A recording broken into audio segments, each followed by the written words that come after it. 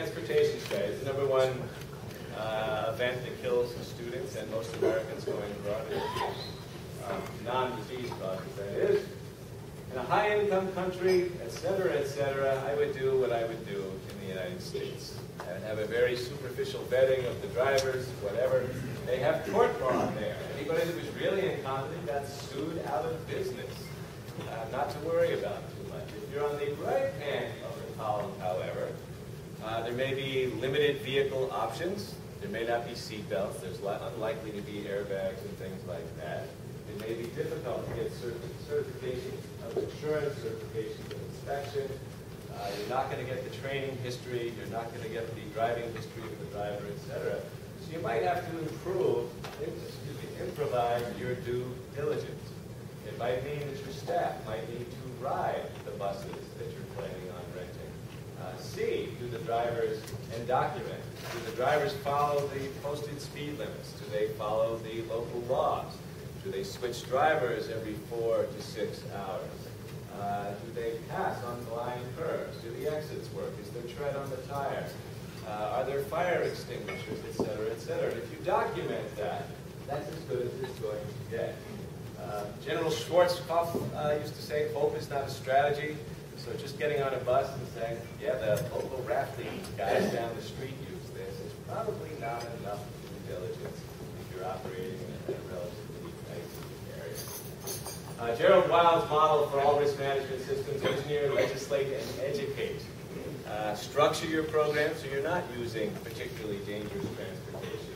Legislate, make rules about the transportation for your students. I would not let students ride in a matatu in East Africa. I would not let students ride in a tuk-tuk in Thailand. There are other safer options for them to use. And so I would say, here is the rule for what you can do for traveling. And educate. Make sure that your students really do understand. People die in motor vehicle accidents here. In Kenya, where we run programs, the road carnage is 41 times the fatality rate per 100,000 traveler kilometers. I would want my students to know that. Communication strategy. How many of you are using cell phones going abroad? Everybody. Does everybody understand everything you need to know about cell phones? You understand about lock and unlock. You understand the frequencies in the country that you're working in. Do you know if your cell phone is going to work where you are going?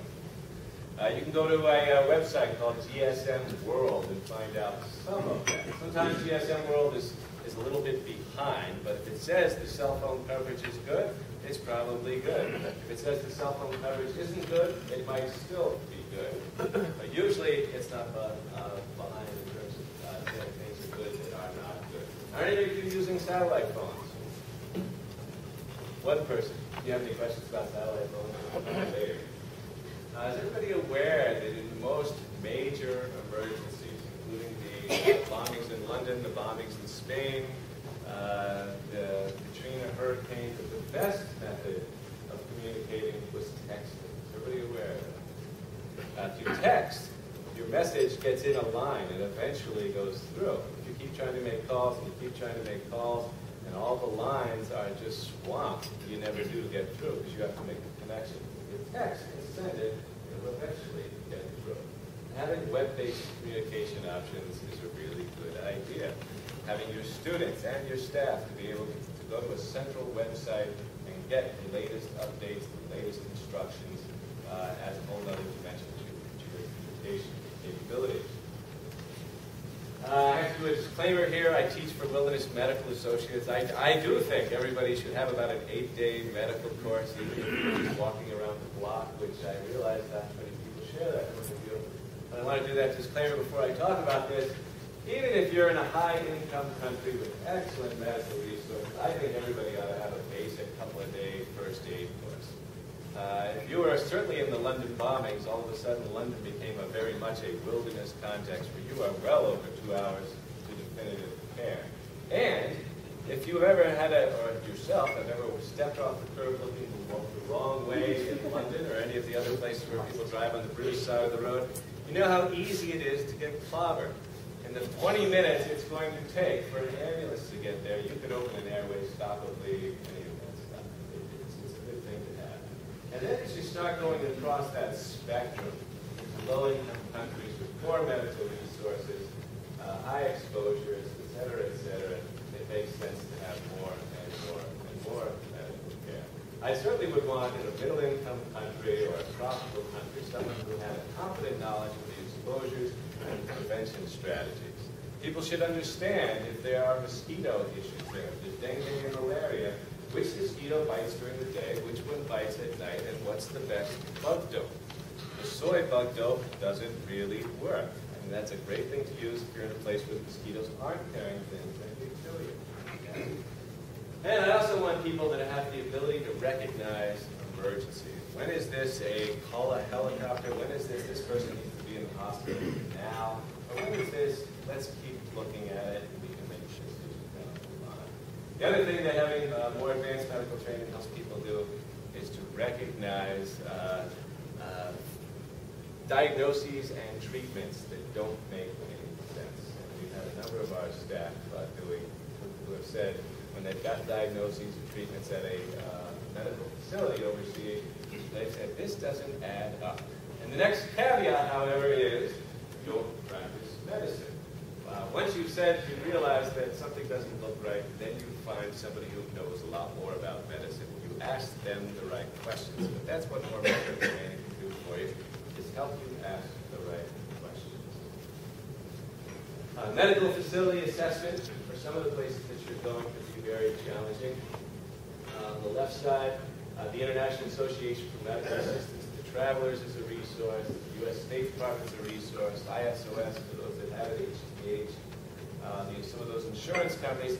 But what I have found is that mostly what they're going to give you is English-speaking doctors in the country, and usually hospital referrals in the big capital cities. Most of the places where my organization operates, that doesn't help me very much. I need to know about the little clinic down in southern Kenya, and nobody seems to have that level of information. There is no database out there that seems to have that information. So some of the things that you can do is go on to a number of listservs that tropical and travel medicine specialists frequent, and every once in a while they're supposed to just be for doctors and travel medicine specialists. Sometimes you can sneak on there and ask a question about where's the medical care in such and such an area, and people will respond. The International Society of Travel Medicine is a good place to try to do that. But if you can't find an external resource to tell you about those things, some of the things that you might want to do is in your recon of the country, find out what is the medical care around here. Some of the things that you want to know about is the level of training. Do they have doctors? Are the doctors general practitioners, or are they specialists? You don't want to have your appendix out by the general practitioner with a 100-bed hospital. The upper sign on the right hand there is the Loitaki-Tak Hospital near us.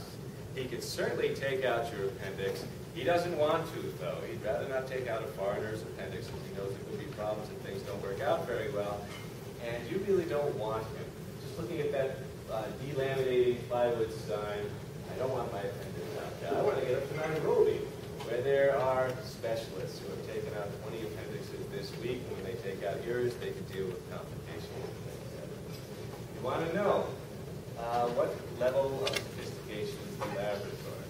Do they do serologic or culture testing? Do they have scans? Are they familiar with U.S. medical profiles, or will they assume that because all your students come up positive for typhoid, that they actually have typhoid, as opposed to the fact that they've all had a typhoid vaccine? Okay? Do they have an adequate pharmacy? Are your students going to get quinine if they have malaria, or are they going to get artemisinin? You don't want to go to the place where they're going to get quinine. World War II was a long time ago. Okay? And it's good to have an appendix protocol. Figure out where are you taking your students if you need to have routine surgery. And figure out what the plan's going to be to get it